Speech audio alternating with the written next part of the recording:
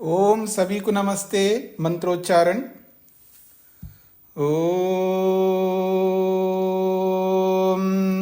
सहनाववतु सहनौ भुनक्तु सह वीर्यं करवावहै तेजस्विनावधीतमस्तु मा विद्विषावहै। ओम शांति शांति शांति।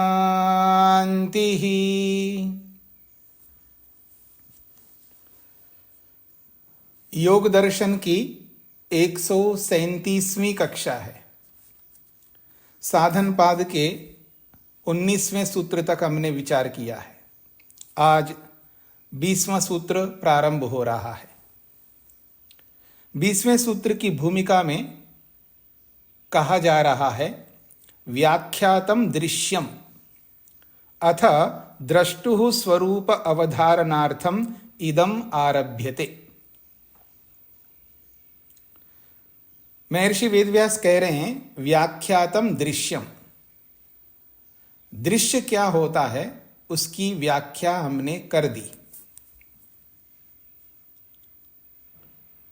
दृश्य के स्वरूप को बताया है पिछले 2 सूत्रों में।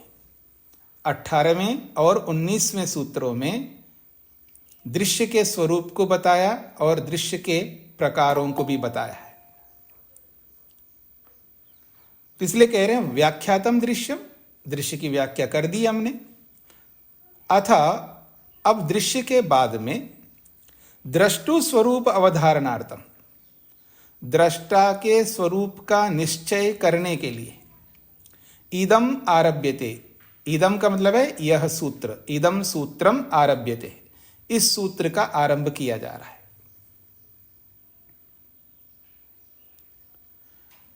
इस बात पर ध्यान दीजिएगा, जहां दृश्य के यथार्थ स्वरूप को समझना हम सबका कर्तव्य है, वहां दृष्टा के स्वरूप को समझना भी कर्तव्य है। बिना वस्तु के स्वरूप का अवधारण किए दृष्टा दृश्य को अपना नहीं सकता, और दृश्य के स्वरूप को जान लिया लेकिन परम दृष्टा के स्वरूप को नहीं जाना तो भी हमारा जीवन व्यर्थ है।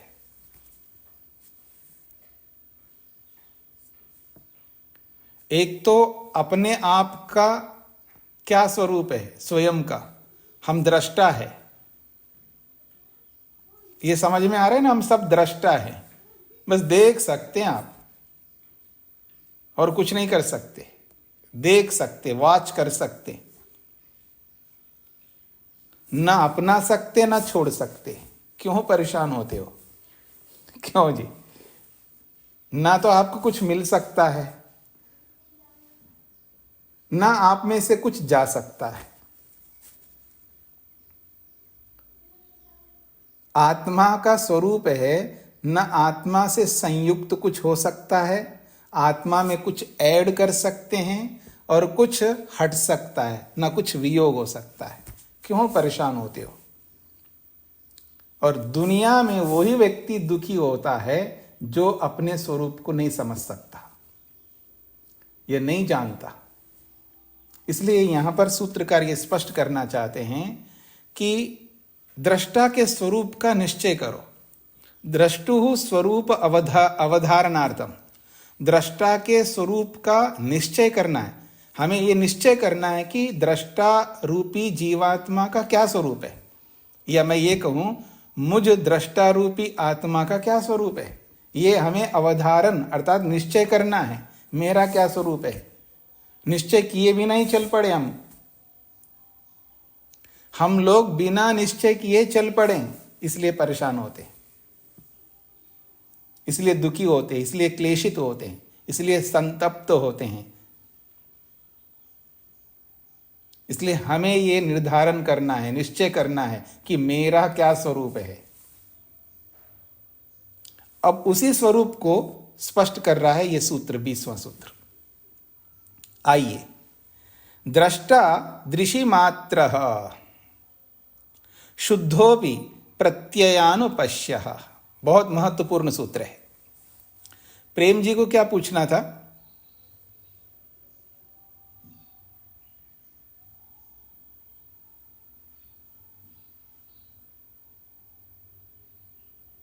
प्रेम कुमार जी को क्या पूछना है? अगर आपको नहीं पूछना है तो हाथ हटा लीजिएगा। तो यहां कहा जा रहा है दृष्टा। दृष्टा कहते हैं अपने आप को, जीवात्मा को कहते हैं दृष्टा। और वो कैसा है? तो कहे दृशि मात्र। देखिए, मात्र शब्द फिर आया, लिंग मात्र आया था ना वहां पर, ऐसे यहां पर दृशि मात्र। केवल दृशि है, केवल देखना ही इसका स्वरूप है,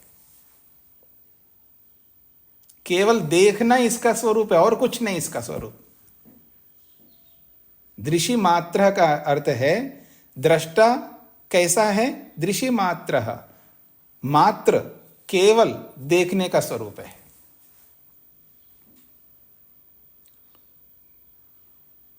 केवल देखने का स्वरूप है। देखो ना, आप देखना है, आप दुखी होना आपका काम नहीं है, आप केवल देख सकते हो। इधर देखिए मेरी ओर, हाथ टूटा है, देखो, ठीक करो। दुखी होने का आपका स्वरूप नहीं है। टूट गए तो ठीक कराओ, घर टूटा है तो ठीक कराते हैं, ऐसे हाथ टूटा है तो ठीक कराओ। हार्ट में कोई डैमेज हुआ है,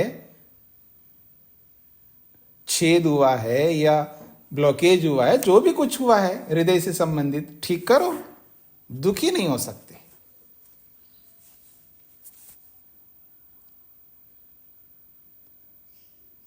क्या हो रहा है उसको हम देख सकते हैं, और देख करके अगर ठीक हो सकता है तो ठीक कर सकते, यदि ठीक नहीं हो सकता है तो भोग सकते उसको। ठीक है, अब हो गया, मैं क्या कर सकता हूं, हो गए तो हो गया, अब उसको भोगेंगे, और दुखी होकर के नहीं। मेरा यह अभिप्राय नहीं कि सुखी होकर के भोगेंगे, ठीक है भोगेंगे।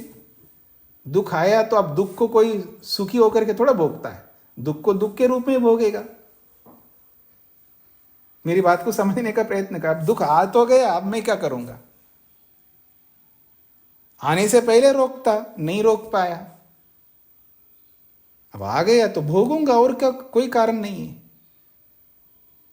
सुना था ना, हेयम दुखम अनागतम। जो आया नहीं दुख उसको रोक सकते हैं, जो आ गया उसको नहीं रोक सकते। यह है दृष्टा का स्वरूप। इसलिए कह रहे हैं दृश्य मात्रा, केवल देखने का ही उसका स्वरूप है।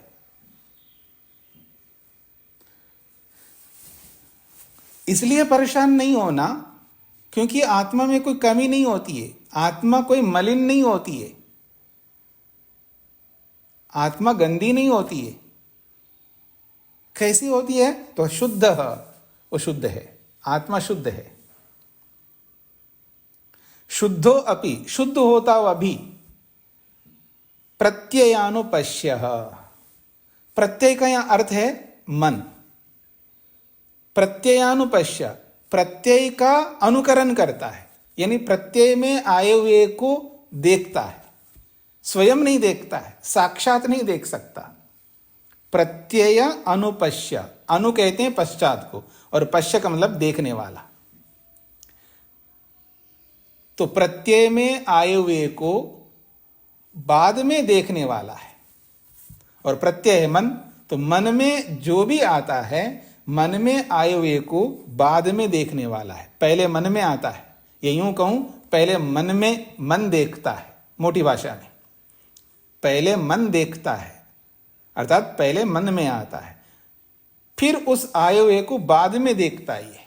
डायरेक्ट नहीं देख सकता, सीधा नहीं देख सकता, मन में आए हुए को देखने वाला है। यह है प्रत्ययानुपश्य।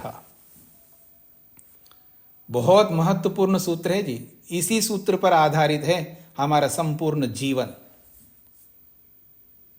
अब वक्त आए जी, हाँ जी, पिक्चर में नया हीरो एंट्री कर चुका है। कुछ समझ में आ रहा है? अभी तक मन मन ही चल रहा था। क्यों जी? अभी तक मन चल रहा था, मन हीरो बन करके चल रहा था। वो तब तक ही हीरो होता है, वास्तविक हीरो जब एंट्री करता है उससे पहले वो ही होता है। अब आत्मा आ गए जी, नया हीरो एंट्री कर चुका है इस पिक्चर में। कौन सा पिक्चर चल रहा है जी? जीवन, जीवन रूपी पिक्चर चल रहा है यहां पर। देखिए, मैं आपको हंसा रहा हूं ना, आप लोगों को हंसा रहा हूं ना।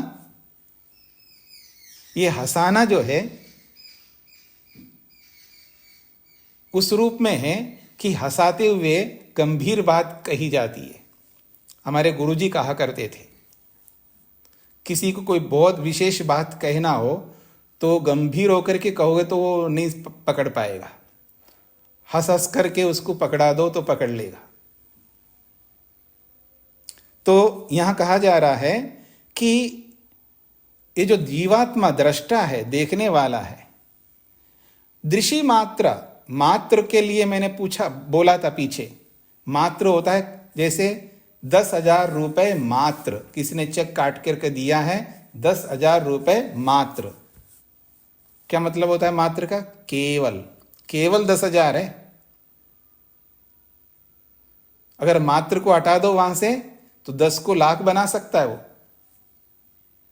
अगर मात्र ना लिखे तो वो 10 को एक ही तो लगाना होता है, 0।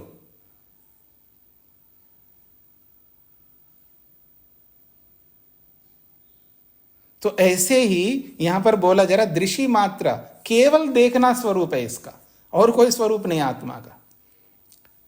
दृष्टा जीवात्मा कैसा है? दृषि मात्रा, केवल देखने वाला है। केवल का मतलब केवल, और इसमें कुछ ऐड नहीं कर सकते आप। तो केवल देखने वाला है तो केवल देखता है, केवल देखता है। और वो भी कैसे देखता है? प्रत्ययानुपश्य, मन में आए हुए को देखता है, साक्षात नहीं देखता। शुद्ध अपि, अपने आप में वो शुद्ध है, पवित्र है, आत्मा में कोई मलिनता नहीं है। अशुद्धि किसकी होती है जी? अशुद्धि किसकी होती है? अच्छा, आप लोगों से पूछता हूं, अशुद्धि होती क्या है? किसको आप अशुद्धि कहते हैं?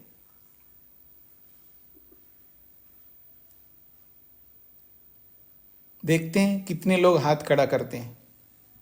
ऐसे उत्तर नहीं देना है, जो मन में आए सो आप उत्तर दे दें।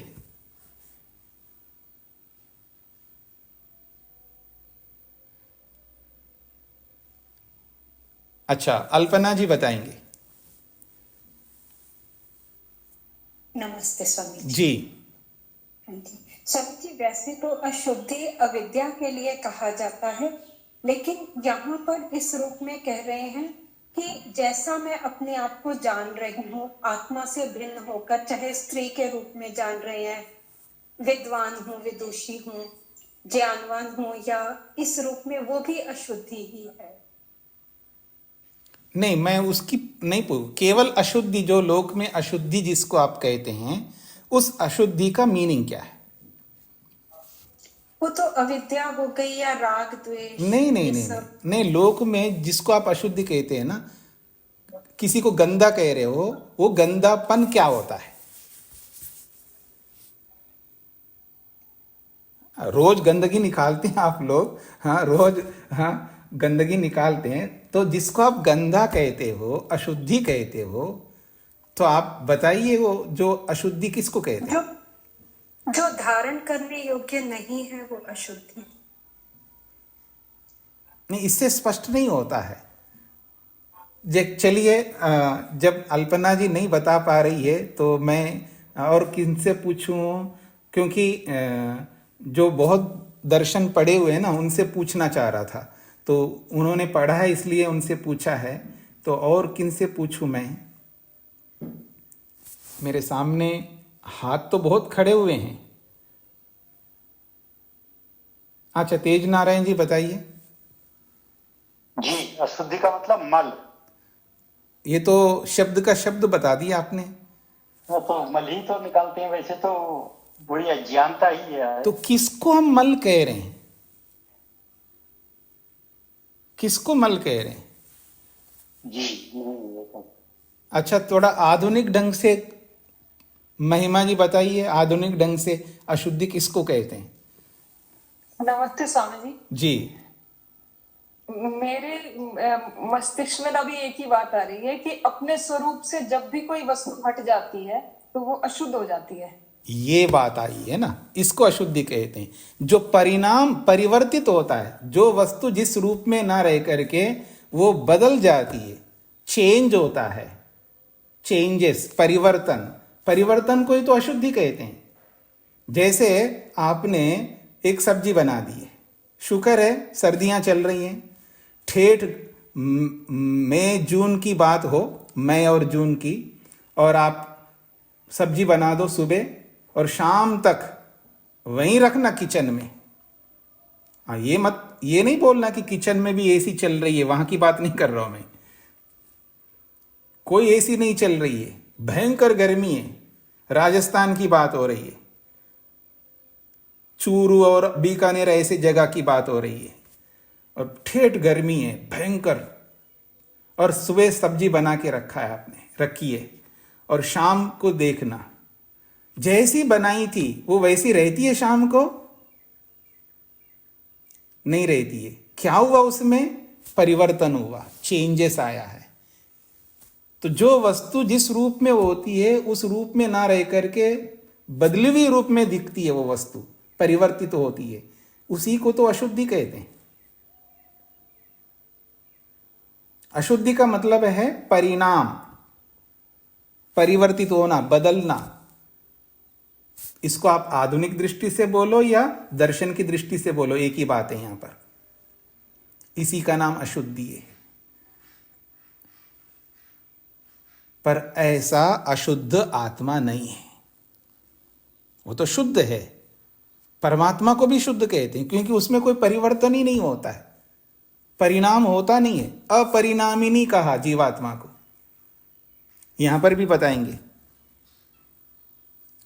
अपरिणामिनी, इसका मतलब जो अपरिणामी वस्तु है वो कभी भी अशुद्ध नहीं हो सकती है, और जो परिणामी वस्तु है वो ही अशुद्ध हो जाती है। तो जीवात्मा कैसा है? शुद्ध, शुद्धो अपि, शुद्ध होता हुआ भी, अपरिणामी होता हुआ भी, प्रत्ययानुपश्य, जो मन में आया है उसको देख करके अपने आप को परिणामी समझ बैठता है, इसलिए अपने आप को अशुद्ध मान बैठता है, इसलिए दुखी होता है।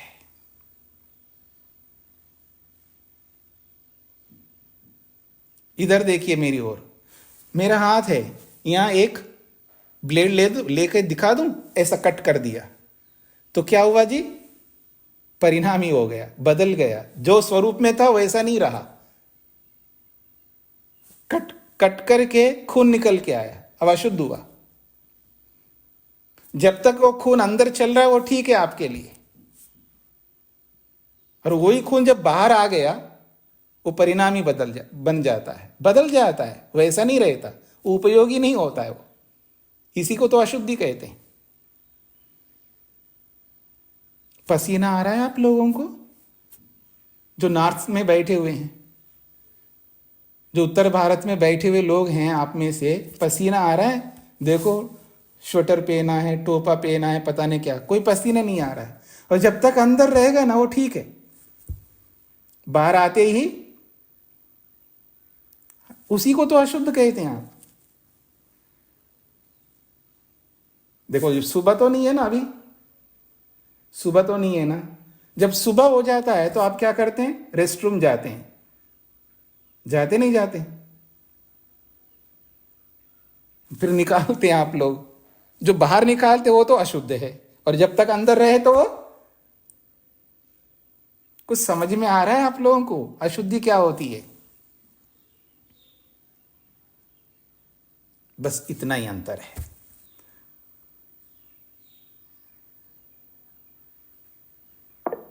इतना ही अंतर है और कुछ नहीं है। तो ये जो अशुद्धि है, ये वस्तु के बदलने को ही अशुद्धि कहा जाता है, पर ऐसा बदलाव आत्मा में नहीं होता। वो शुद्ध है और शुद्ध होकर के भी अपने आप को अशुद्ध इसलिए मानता है क्योंकि मन बदल रहा होता है और मन में आए हुए को वो देख रहा होता है और मन को और अपने आप को अलग नहीं देखता है। अस्मिता की परिभाषा में पढ़ा है ना आपने, अस्मिता की परिभाषा को आपने पढ़ा है कि मन को और अपने आप को अलग नहीं देखता। यही तो अस्मिता नामक क्लेश है। इसलिए जो मन में बदलाव हो रहा है उस बदलाव को अपना बदलाव मानता है। नहीं समझ में आए ना? आएगा। यहां कटने से बदलाव हो रहा है, इस बदलाव को अपना बदलाव मानता है, इसलिए तो रोता है। आप में से कौन नहीं रोते जी? सब रोते हैं। ये अलग बात है, कोई आंसू निकाल के रोता है, वो बिना आंसू निकाल के रोता है।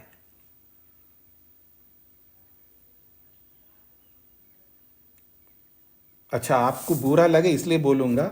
मान लीजिएगा अब किसी के बाल दिख रहे हैं मेरे को बिल्कुल एकदम काले, किसी के बिल्कुल सफेद दिख रहे हैं, और जिनके बिल्कुल काले दिख रहे हैं, रात को सो गए, अगले दिन सुबह उठ करके मिरर के सामने खड़े हो तो सारे बाल जो है काले नहीं दिख रहे हैं। कैसे दिख रहे हैं? सफेद दिख रहे हैं। आप रोएंगे नहीं रोएंगे? बोलो। जिनको ऑफिस में जाना हो, क्यों जी, जिनको ऑफिस जाना हो वो रोएंगे नहीं रोएंगे? कैसे दिखाएंगे आप अपने आप को? क्यों रोते हैं अंदर से? क्यों दुखी होते हैं अंदर से? क्योंकि इस शरीर को और आत्मा को अलग नहीं देखते, शरीर को ही आत्मा के रूप में देखते हैं। उन्हीं को रोना आएगा, वही दुखी होते हैं, उन्हीं को परेशानी होती है। लेकिन जो इस बात को जानता है इस सूत्र के अनुसार कि मैं तो शुद्ध हूं, मेरा कुछ नहीं होने का है,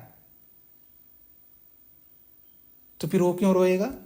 ठीक है, हो गया तो ठीक है, वो तो शरीर है, शरीर का धर्म है, वो होना ही है। ठीक है, 50 साल के बाद होना था लेकिन आज हो गए तो कोई बात नहीं, अब मैं क्या कर सकता हूं।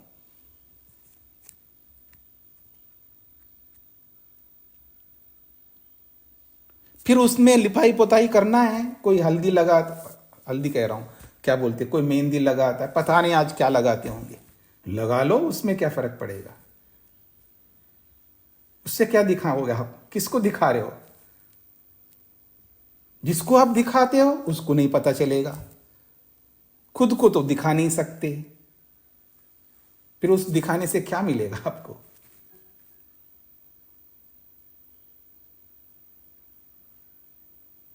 जिसको हम दिखाएंगे उसको कुछ नहीं समझ में आएगा, वो खुद ही नहीं समझ पाए तो आपको क्या समझ पाएगा वो? अब दिखाते रहो जिसको भी दिखाना है। मैं ये उपदेश किनके लिए दे रहा हूं? जो मुक्ति चाहते हैं उनके लिए दे रहा हूं, जो नहीं चाहते उनके लिए नहीं है उपदेश।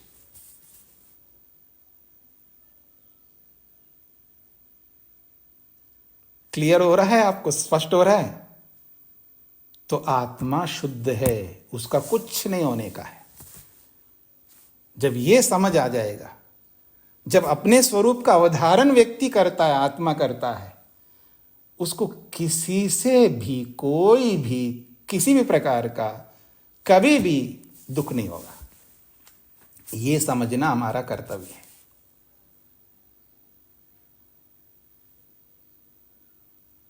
मधु जी, समझ में आ रहा है?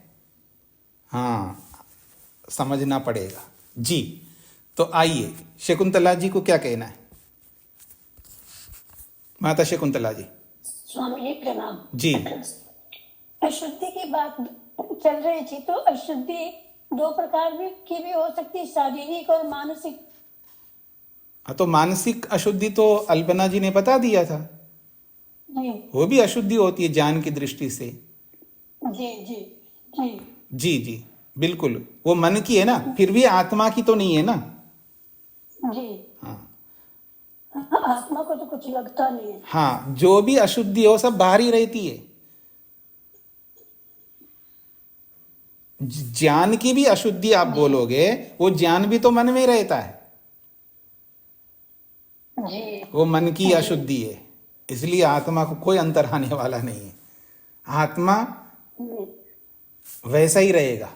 इसलिए तो उसको शुद्ध कहा है, वो कभी भी अशुद्ध नहीं होता। स्वामी जी धन्यवाद। जी, आगे बढ़े तो सूत्र का अर्थ आपके सामने आया है। दृष्टा जीवात्मा, उसका नाम दृष्टा है। कैसा है? दृश्य मात्रा, केवल देखने का स्वरूप वाला है, और वो शुद्ध है। शुद्ध होता हुआ भी प्रत्ययानुपश्य, प्रत्यय का अर्थ है यहां पर मन। मैंने आपको अनेक बार बोला है, मन के बहुत सारे नाम हैं, उन नामों में से एक नाम प्रत्यय है। प्रत्यय अनुपश्य, मन में आए हुए को, अनु का अर्थ है पश्चात, बाद में, पश्चात देखने वाला, मन में आए हुए को बाद में देखने वाला है। यानी मन में आए बिना डायरेक्ट आत्मा कभी नहीं देख सकता। इसका विकल्प है क्या? कोई बता सकते हैं इसका विकल्प है? सागर जी। समाधि। हाँ बिल्कुल ठीक है। तो जब तक समाधि नहीं लगी तब तक तो ये प्रक्रिया रहेगी, डायरेक्ट नहीं देख सकता। भले असंप्रज्ञात समाधि लगाए तो भी डायरेक्ट नहीं देख सकता, वो मन के माध्यम से ही सबका दर्शन करेगा। लेकिन असंप्रज्ञात समाधि में जाएगा तब फिर वो डायरेक्ट देख सकता है। कितना बड़ा सौभाग्य है ना। हाँ जी, एक तो टीवी में देखना, एक तो टीवी में देखना किन को? प्रधानमंत्री को टीवी में देख लो, और एक साक्षात उनके सामने खड़े होकर के, आमने सामने खड़े होकर के देखो। गर्व होगा नहीं होगा आपको? किसी अच्छे व्यक्ति के सामने खड़े होकर के उनको देखना, उनसे बात करना आपके लिए गर्वान्वित होगा नहीं होगा? होगा, बिल्कुल होगा। और ऐसे ही जो ये कहे कि मैं साक्षात परमात्मा को साक्षात बिना मन के देख रहा हूं, अब देख सकते हैं आप, कितना गर्व की बात है। यह स्थिति हम सबकी एक दिन आएगी, एक दिन, बस एक दिन वो स्थिति लानी है। तैयार हैं? तैयार होना चाहिए। आगे बढ़ते हैं। तो ये सूत्रार्थ आपके सामने आ गया है। अब आइए भाष्य पर। दृशि मात्र इति दृक्शक्ति एव। ये जो दृशि मात्रा सूत्र में आया है, भाष्यकार कह रहे हैं दृशि मात्रा इति, इस दृशि मात्र का अर्थ क्या है? कहते हैं दृक्शक्ति एव, केवल देखने की शक्ति है। एव का मतलब होता है केवल, दृक्शक्ति ही है। तो जब ही जोड़ दिया ना, फिर वहां और कुछ नहीं रहेगा। दृक शक्ति एवं, दृक शक्ति कहते हैं जीवात्मा को। पीछे भी आपने पढ़ा, दिक शक्ति और दर्शन शक्ति, इन दो शब्दों को पढ़ा था आपने। अस्मिता नामक क्लेश में इन दो शब्दों को पढ़ा, दृक शक्ति दर्शन शक्ति। तो दृक शक्ति एवं, दृश्य मात्र का अर्थ है दृक शक्ति एवं, केवल देखने की शक्ति को ही यहां पर दृश्य मात्र कहा है। और एक विशेष बात कही जा रही, विशेषण अपरामृष्ट इत्यर्थ। विशेषण अपरामृष्ट इत्यर्थ। देखिए यह नया शब्द नहीं आपके लिए। विशेषण शब्द तो आप सबको पता है, और अपरामृष्ट शब्द भी आप सबको पता होना चाहिए। क्यों होना चाहिए? क्योंकि पहले पाद में आपने, पहले पाद के 24वें सूत्र में इस शब्द को आपने पढ़ा है ईश्वर के संदर्भ में। क्लेश कर्म विपाकाशयई अपरामृष्टः, पढ़ा है ना। तो कह रहे हैं विशेषण अपरामृष्ट, अपरामृष्ट का मतलब है रहित, विशेषण रहित है। ये जो दृक् शक्ति है इसके लिए विशेषण की कोई आवश्यकता नहीं है, विशेषण रहित है। ये बहुत बड़ी बात होती है, किसी के लिए कोई विशेषण की जरूरत ना हो। जब बहुत बड़ा आदमी बनता है ना, आप मेरी ओर देखिएगा, कोई बहुत बड़ा आदमी बनता है तो उसके लिए कोई विशेषण लगाने की जरूरत नहीं होती है, आवश्यकता नहीं होती है, क्योंकि वो सारे विशेषण जो फीके पड़ जाते हैं, कोई औचित्य नहीं होता है उसके लिए।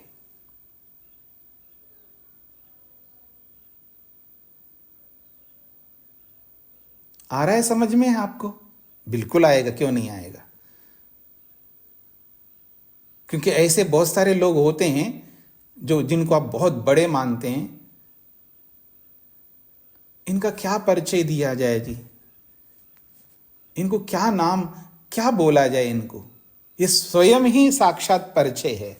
बोलते हैं ना आप लोग, कभी बड़े बड़े ऐसे स्थानों में किसी बड़े आदमी के बारे में बोला जाता है, जी इन्होंने एमए किया, पीएचडी। अरे पीएचडी वेचडी का कोई मतलब नहीं, इनके लिए कोई विशेषणों की आवश्यकता नहीं है।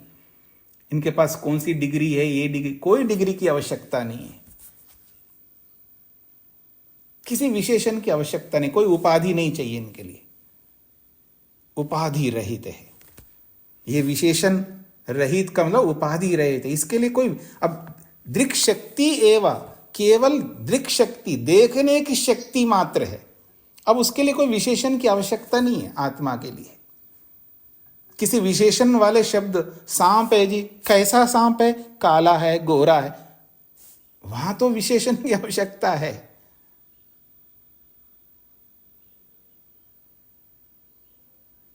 पर यहां आत्मा के लिए कहा जा रहा है, ये बहुत बड़ी बात है, ये आत्मसम्मान है, याद रखना, ये आत्मा का बहुत बड़ा सम्मान है।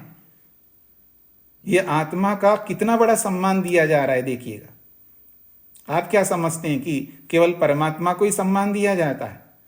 सम्मान तो जीवात्मा को भी दिया जा रहा है। देखिएगा, ये आत्मसम्मान है, इसके लिए कोई विशेषण की आवश्यकता नहीं है, बोला जा रहा है। आप समझ सकते हैं, आप कल्पना कर सकते हैं आत्मा का कितना गौरव है। कह रहे हैं विशेषण अपरामृष्ट, विशेषण रहित है। जैसे वहां क्लेश कर्म विपाकाश है, अपरामृष्ट बोला क्लेश रहित है ईश्वर। अपरामृष्ट का मतलब रहित और परामृष्ट का मतलब सहित। अपरामृष्ट विशेषण रहित है, कौन? दृक् शक्ति। इसके लिए किसी विशेषण की आवश्यकता नहीं है, मतलब किसी और शब्द से उसको समझाने की आवश्यकता नहीं है, इसका अभिप्राय है। और किसी शब्द से इस आत्मा को समझाने की कोई आवश्यकता नहीं है, उसी से उसी को समझ लो। मात्र केवल दृक् शक्ति, देखने का स्वरूप ही आत्मा का स्वरूप है और कुछ नहीं। देखना ही इसका स्वरूप है, इसके अतिरिक्त और कोई इसका स्वरूप नहीं है। कितनी बड़ी बात कही है। ऐसा वो पुरुष, सह पुरुषः बुद्धेः प्रतिसंवेदी।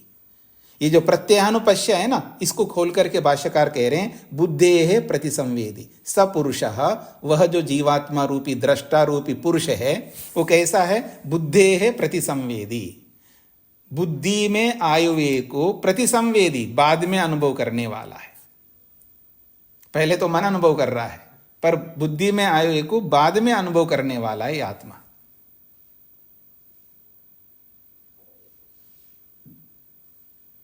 ये समझने का प्रयत्न करना। बुद्धेः प्रतिसंवेदी, बुद्धि में आयुवे को प्रतिसंवेदी, पश्चात अनुभव करने वाला। संवेदी का मतलब है अनुभव करने वाला, और प्रति का मतलब है पश्चात, बाद में अनुभव करने वाला है आत्मा। अगली बात समझने का प्रयत्न करनी, बहुत रोचक सूत्र है ये, आत्मा से संबंधित बहुत विशिष्ट सूत्र है। इसको समझने का प्रयत्न करिएगा। सह बुद्धे न स्वरूपो न अत्यंतम विरूपा इति। वो कहते हैं सह, वो जो दृष्टा रूपी जीवात्मा है, बुद्धे न स्वरूपा, बुद्धि के समान नहीं है, यानी बुद्धि जैसा नहीं है। फिर कह रहे न अत्यंतम विरूपा, न बिल्कुल बुद्धि से बिल्कुल हट करके भी नहीं है, न बुद्धि जैसा है न बुद्धि से बिल्कुल विपरीत है। इसका यह अर्थ है। इसको समझने का प्रयत्न करना, बहुत महत्वपूर्ण बात कही जा रही है। सह, वह जीवात्मा, वह दृष्टा, वह पुरुष, बुद्धेः न स्वरूपा, बुद्धि के समान स्वरूप वाला नहीं है। न अत्यंतम विरूपा, न सर्वथा विरूप भी नहीं है, बिल्कुल हट करके भी नहीं है। बस ये समझ में आ जाए ना तो बहुत सारे दुख दूर हो जाएंगे हमारे। हमारा काम क्या है? यही तो काम है, दुखों को दूर करना ही तो हमारा काम है। और किस लिए हम लोग सुबह उठने से लेके रात्रि में सोने तक क्या करते हैं आप? यही तो काम करते, दुख को दूर करने का ही तो काम करते हैं। या और कोई काम करते हैं आप? और कोई काम नहीं करते आप, सिवाय दुख को दूर किए। दुख को दूर करने वाले कर्म के अतिरिक्त और कोई कर्म नहीं करते।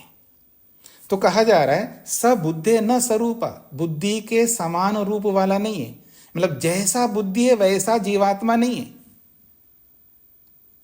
जब नहीं है तो बिल्कुल अलग होगा। तो कह रहे न अत्यंतम विरूपा, न बिल्कुल अलग भी नहीं है। परेशानी में डाल दिया हमको। क्यों जी? परेशानी में डाल दिया। न उस जैसा है न बिल्कुल अलग है। इसका मतलब क्या होता है? बस इसी मतलब को हमें समझना है। प्रश्न स्पष्ट हो रहा है जी सब लोगों को? अब उत्तर दे रहे हैं न तावत स्वरूपा। न तावत, तावत का मतलब पहले ये विचार करते हैं स्वरूपः मन के समान, बुद्धि के समान है। तो कह रहे न बुद्धि के समान, मन के समान। बुद्धि शब्द यहां मन के लिए है। न तावत स्वरूपः। अच्छा, पहले ये विचार करते हैं मन के समान है क्या? तो कहते हैं ना, नहीं है। कस्मात, क्यों नहीं है उसके समान? तो उत्तर दे रहे हैं ज्ञात अज्ञात विषयत्वात् परिणामिनी ही बुद्धि। इस बात को समझने का प्रयत्न करना। कहते हैं ज्ञात अज्ञात विषयत्वात्, ये जो बुद्धि है ये ज्ञात विषय वाली है और अज्ञात विषय वाली है। इसको आपके शब्दों में बोलूं, ये जो हमारा मन है कभी जानता है और कभी नहीं जानता है। इस बात को समझने का प्रयत्न करना। ज्ञात अज्ञात विषयत्वात्, ज्ञात और अज्ञात विषय वाला होने से, मन के लिए बोला जा रहा है या बुद्धि के लिए कहूं, ज्ञात अज्ञात विषय वाली होने से। यदि बुद्धि कहूंगा तो वाली और मन कहूंगा वाला।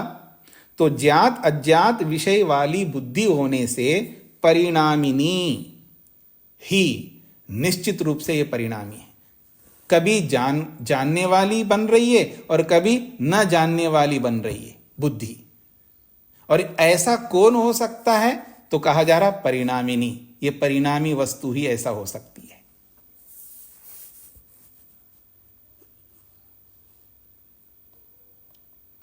अभी आप लोग कहां बैठे हैं जी? भारत में। थोड़ी देर के लिए आपको कनाडा ले जाऊं,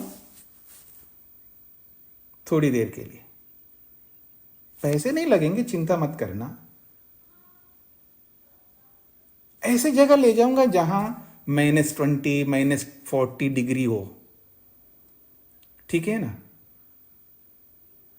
और गाड़ी आपने स्टार्ट करके नहीं रखी है, आपको जाना है ऑफिस में,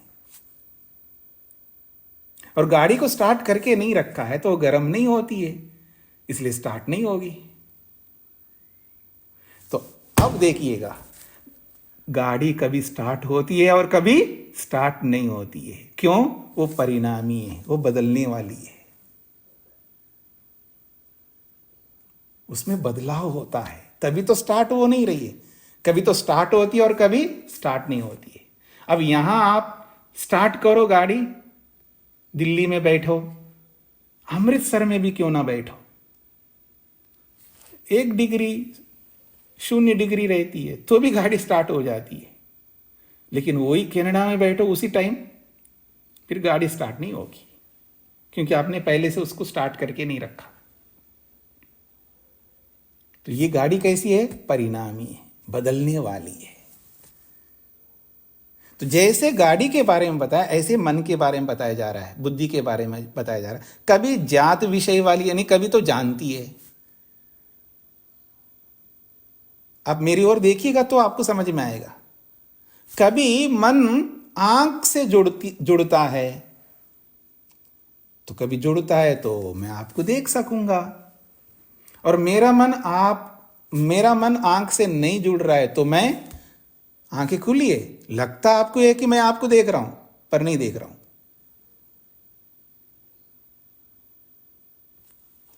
हमारे गुरुजी थे, तो उनकी आंखें खुली है, किसने कहा ऐसा कर दिया, कुछ समझ में आ रहा है आपको? उनकी आंखों के पास ले जाकर के यूं कर दिया, पलके झपके बिना ऐसे कैसे बैठे हैं? ऐसा तो कोई भी कर सकता है। कोई भी का मतलब जिसने अभ्यास किया हो, तो जिसने उस विषय में कोई अभ्यास कर ले तो वो कर सकता है। लेकिन हमारे गुरुजी ने कभी ऐसा अभ्यास नहीं किया, जैसे दुनिया में अचंभित लोग मिलते हैं ना कुछ, उस तरह का कोई अभ्यास नहीं किया। फिर भी आप, उनकी आंखें खुली थी, खुली रही है, एक बार नहीं अनेक बार। कोई यूं करे, कुछ भी करे, कुछ नहीं पता है उनको। कारण, क्योंकि उनका मन उनकी आंखों के साथ जुड़ा हुआ नहीं है।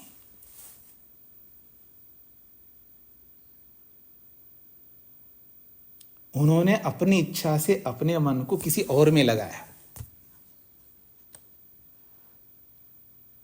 तो ईश्वर प्रणिधान में रहते थे वो अधिकांश। ईश्वर प्रणिधान का अर्थ है ईश्वर में डूबे रहते थे। तो आंखें खुली है, हमको लग रहा है हमें देख रहे हैं, पर हमें नहीं देख रहे होते। ये विशेष बात होती है। तो मन कभी आंखों के साथ जुड़ता है तो रूप को देख रहा है, और कभी नहीं जुड़ता है तो रूप को नहीं देख रहा है। कभी रूप ज्ञात हो रहा है, कभी अज्ञात हो रहा है। क्यों? मन परिणामी है, अर्थात बदलने वाला है, बदल रहा है मन। ये बात कही जा रही है। अब क्लियर हो गया, अब स्पष्ट हो गया आप लोगों को? तस्याश्च विषयो गवादिर घटादिर्वा। तस्याह, ये तस्या जो है बुद्धि के लिए आ रहा है, तस्याह स्त्रीलिंग में। तस्याह, उस बुद्धि के या उस बुद्धि का विषय, उस बुद्धि का विषय कौन है? तो कहा गवादिर घटादिर्वा, गाय घोड़ा भैंस आदि जितने भी प्राणी हैं वो सब उसी मन का विषय है। या घटादिर्वा, घड़ा है, वस्त्र है, आपका मकान है, आपकी गाड़ी है, आपका सोना चांदी है, आपका पता नहीं क्या क्या है, ये सब इसी मन का विषय है। दो बातें कही यहां पर, गवादि से प्राणी मात्र को बता दिया और घटादि से जड़ वस्तु, समस्त जड़ वस्तुओं को बता दिया। तो इस मन का जो विषय है, गाय आदि प्राणी और घड़ा आदि वस्तुएं, ये इस मन के विषय है। पर ये विषय कैसे रहते हैं? ज्ञात अज्ञातश्चैति। कभी ये विषय ज्ञात होते हैं और कभी ये विषय अज्ञात रहते हैं। कभी ये विषय जाने जाते हैं, कभी ये विषय नहीं जाने जाते हैं। इसलिए कहा जा रहा है परिणामित्वम दर्शयति, ये मन के परिणामित्व को दर्शा रहा है। ये मन के परिणामित्व को स्पष्ट कर रहा है। कौन? जात अज्ञातः। ये जात अज्ञात की जो स्थिति है मन की, यही मन के परिणामित्व को, मन के बदलाव को बता रहा है।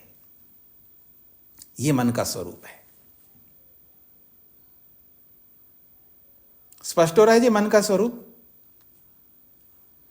बस इस स्वरूप को समझने का प्रयत्न करना। जब इस मन के स्वरूप को जो जानता है वो लड़ता नहीं है। वो पत्नी से नहीं लड़ सकता और वो पत्नी से नहीं लड़ सकता जैसे, वैसे ही वो पत्नी भी पति से नहीं लड़ सकती। सभी पत्नियां, सभी पति लोग सुने इस बात को। जब इस मन के स्वरूप को जो व्यक्ति जान लेता है वो कभी भी पत्नी से नहीं लड़ सकता और पत्नी कभी भी पति से नहीं लड़ सकती। क्यों भला? क्योंकि उसको ये पता रहता है कि ये जो मन है कभी जात कभी अजात, वो परिणामी है। हमेशा पति का मन एक जैसा नहीं रह सकता, हमेशा पत्नी का मन एक जैसा नहीं रह सकता। तो मैं काहे को लड़ूं उससे? मैं क्यों ये एक्सपेक्ट कर रहा हूं, ये एक्सपेक्टेशन क्यों रख रहा हूं कि ये ऐसा ही रहे? अरे नहीं रह सकती वो। जैसे वो नहीं रह सकती वैसे तू भी नहीं रह सकता। ये वास्तविकता है। मेरे को मन को नहीं समझाना, मेरे को आपको भी तो समझाना है। नहीं, ये वास्तविकता है। इस मन के स्वरूप को पहचानो, समझ लो। जब ये स्वरूप समझ में आ जाए आपको कोई परेशानी नहीं होगी पत्नी से ना पति से। इस गणित को क्यों नहीं जानते आप? इस गणित को क्यों नहीं सीखते आप? सीखो, समझो, जानो और खुशी से रहो। दुखी होने के लिए नहीं आए संसार में। आप दुखी होने के लिए नहीं आए। सारे एक्सपेक्टेशंस हटा दो। देखिए, मैं ये नहीं कहना चाह रहा हूं जीरो एक्सपेक्टेशंस होने चाहिए। आई नो, मेरे को पता है कुछ तो अपेक्षाएं रखनी होती है। जैसे मैं रखता हूं आप लोगों से, मैं भी तो रखता हूं ना जी, आप पीछे के पाठ को याद रखा करें। ये अपेक्षा रखता नहीं रखता हूं। कुछ तो अपेक्षा हर व्यक्ति को रखनी चाहिए। मेरा कोई सिद्धांत नहीं, ना शास्त्र का सिद्धांत है, ना कोई ऐसा मेथड है दुनिया में कि कोई एक्सपेक्टेशन नहीं रखना चाहिए। लोग बोला करते हैं कि जीरो एक्सपेक्टेशन रखना चाहिए। ऐसा कभी नहीं हो सकता। जो नहीं हो सकता उसका उपदेश नहीं करना चाहिए।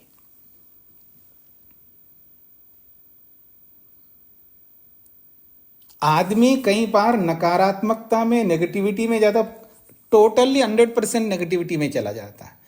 नहीं जी, पॉजिटिव रहना चाहिए। अरे पॉजिटिव कैसे रहेंगे हम? हर वक्त नहीं रह सकते। इस गणित को क्यों नहीं समझते आप? नहीं, हर समय पॉजिटिव रहना चाहिए, सकारात्मकता, ये व्यर्थ की बातें हैं, ना समझ रखने वालों की बातें हैं। ऐसा कभी पॉसिबल नहीं है। नेगेटिविटी भी रखनी है, पॉजिटिविटी भी रखना है, दोनों रखते हुए दुखी नहीं होना है।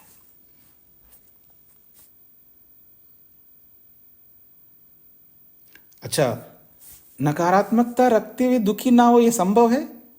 क्योंकि भगवान ने बुद्धि दी है, उसका यूज करो। क्यों संभव नहीं है? असंभव को क्यों करवाना चाहता है भगवान हमसे? असंभव को क्यों करवाना चाहते हैं ऋषि लोग हमसे?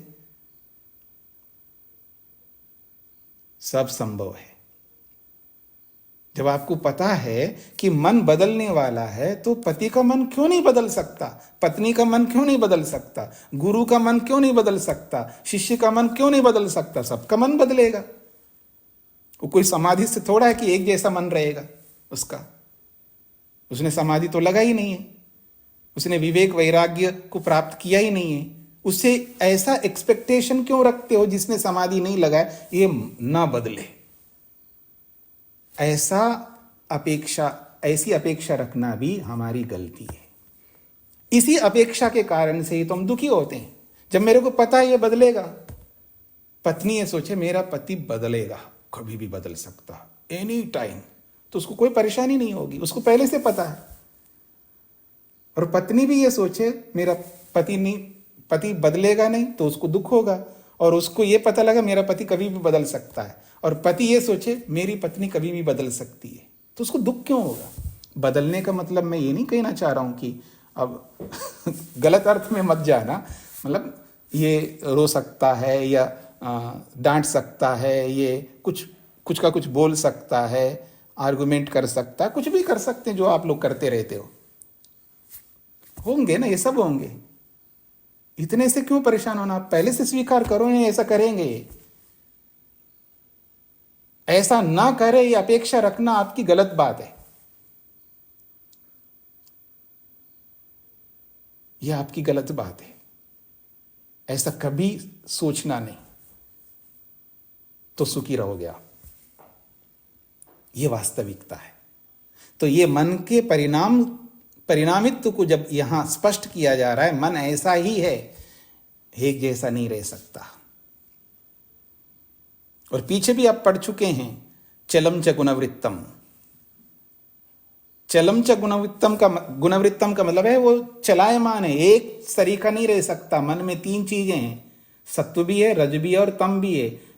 सदा सत्व नहीं रह सकता, सदा तम नहीं रह सकता, सदा रज नहीं रह सकता। तीनों का होना जरूरी है, बारी बारी से तीनों आएंगे। ये आपके हाथ में है कि कब किसको उभारना है, सत्व को कब उभारना है, रज को कब उभारना है, तम को कब उभारना है, ये हमारे हाथ में। अपने हाथ में जो है उसको तो छोड़ देते हैं हम लोग, जो हमारे हाथ में नहीं उसकी अपेक्षा रखते हैं, ये हानिकारक है। ज्यादा बोल दिया आज लगता है, ज्यादा बोल दिया क्या?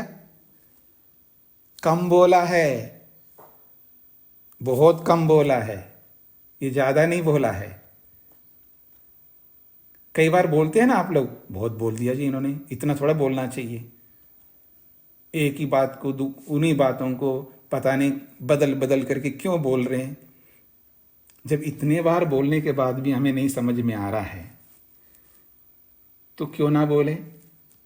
आप कोई कम थोड़े हैं, आप बोलते रहे थे ना अपने लोगों को, वो मानते ही नहीं फिर भी बोलते रहे थे। वो सुनो ना बोलते नहीं आप, सुनिए, कुछ जो भी आपके शब्दावली होंगी।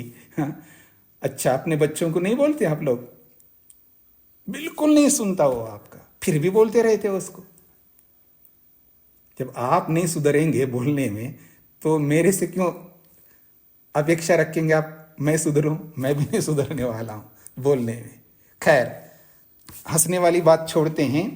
तो वास्तविकता हमने ये समझने का प्रयत्न किया है, दृष्टा जो है वो केवल देखने का स्वरूप रखता है, बस।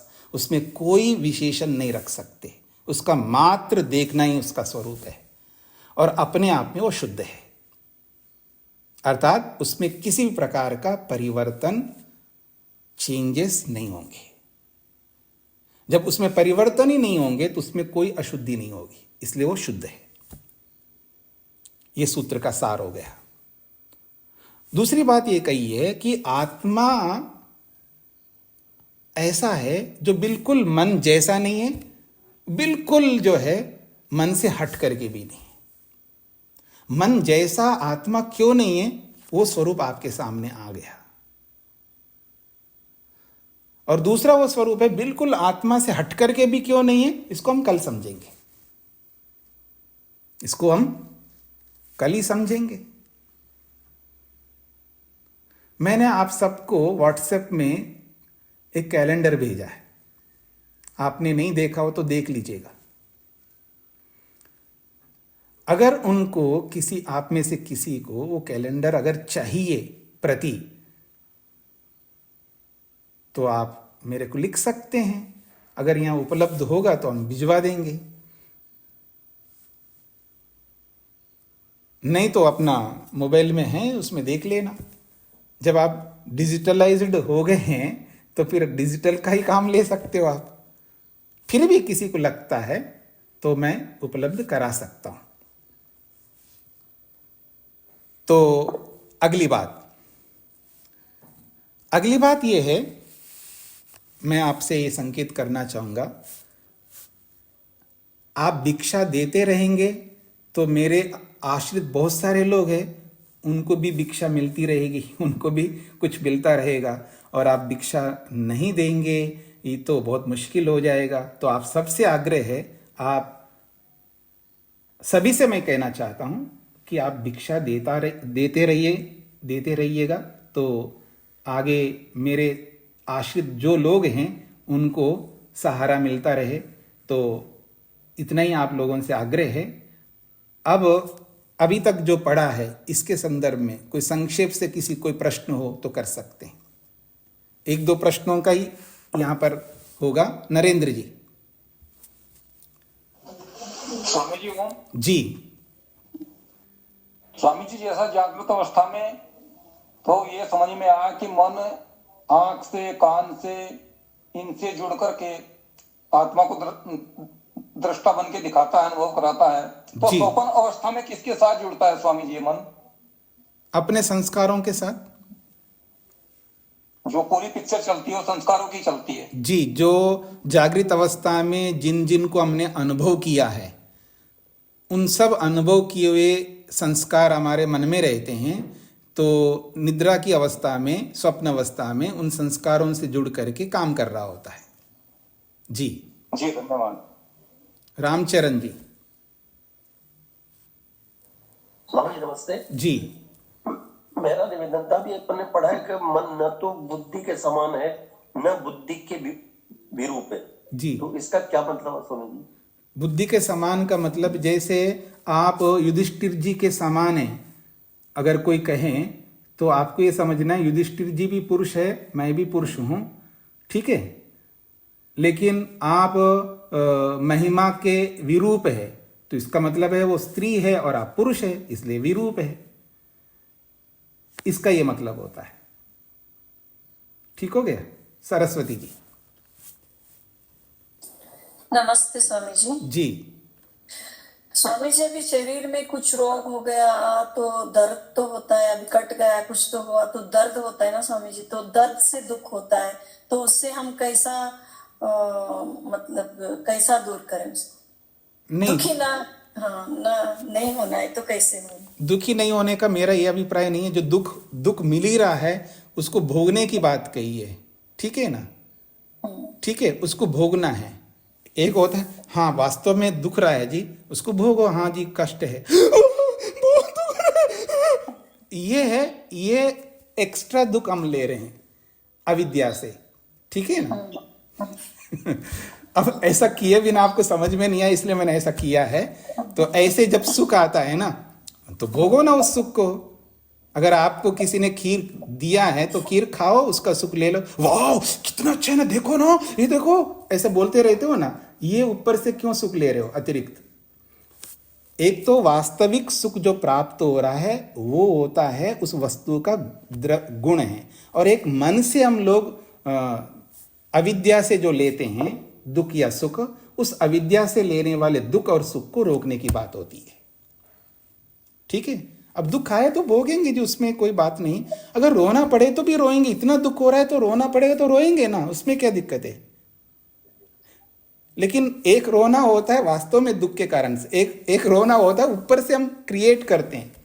वो क्रिएट करने वाला दुख हमको नहीं भोगना है, वो क्रिएट करने वाला जो सुख है उसको हमको नहीं भोगना।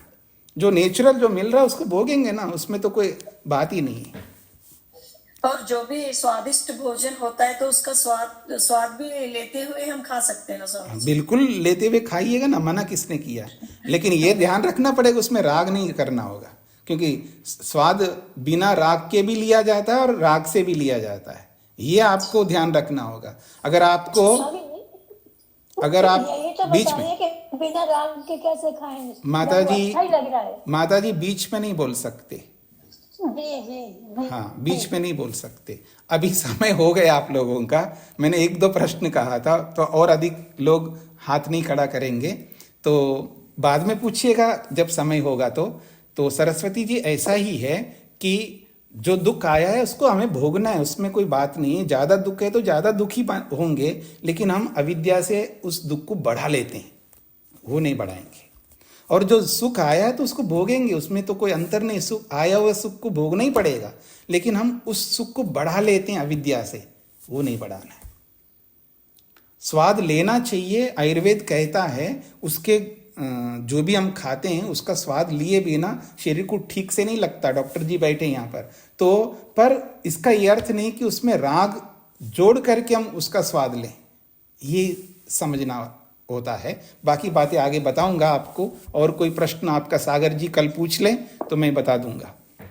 ये जिन्होंने भी हाथ खड़ा किया है वो सभी लोग कल पूछ सकते हैं आप। समय हो गया, इसको यहीं पर विराम देता हूं। ओम शांति शांति शांति। सबको नमस्ते।